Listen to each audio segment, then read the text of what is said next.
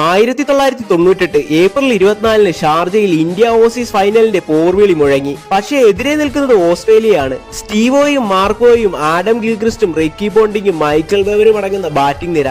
Toss ലഭിച്ച് Indian captain Azharuddin bowling തിരഞ്ഞെടുത്തു. എന്നാൽ 4, 5, 6 ഓവറുകളിൽ മാർക്കോയെയും റിക്കി പോണ്ടിങ്ങിനെയും ടോമോഡിയെയും പുറത്താക്കി Indian bowlers Australian top order തകർത്തു. പിന്നീട് സ്റ്റീവോ ഡാരിൽ റഹ്മാൻ പാർട്ണർഷിപ്പ് ഇന്ത്യൻ പ്രതീക്ഷകളിൽ വിള്ളലേൽപ്പിച്ചു. ഇന്ത്യൻ ഇന്നിംഗ്സിനായി സച്ചിനും ഗാംഗുലിയും ഗ്രൗണ്ടിലേക്ക് ഇറങ്ങി. പതിയെ കൃത്യമായി ആക്രമിച്ചവർ തുടങ്ങിയെങ്കിലും ആ കൂട്ടുകെട്ട് 9ാം ഓവറിൽ പിരിഞ്ഞു. അപ്പോഴേക്കും തന്നെ ഗിയർ ഷിഫ്റ്റ് ചെയ്ത് സച്ചിൻ ഇന്ത്യൻ ബാറ്റിംഗിന്റെ അറ്റാക്കിംഗ് വിങ്ങിന്റെ ചുമതല ഏറ്റെടുത്തു. ഓസ്ട്രേലിയൻ ബോളേഴ്സ് കിണഞ്ഞു പരിശ്രമിച്ചു.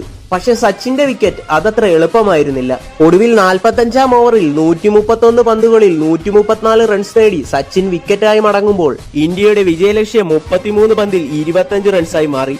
ഇന്ത്യയെ വിജയതീരം അണിയിച്ചിട്ടാണ് അയാൾ ക്രീസിൽ നിന്ന് മടങ്ങിയത്.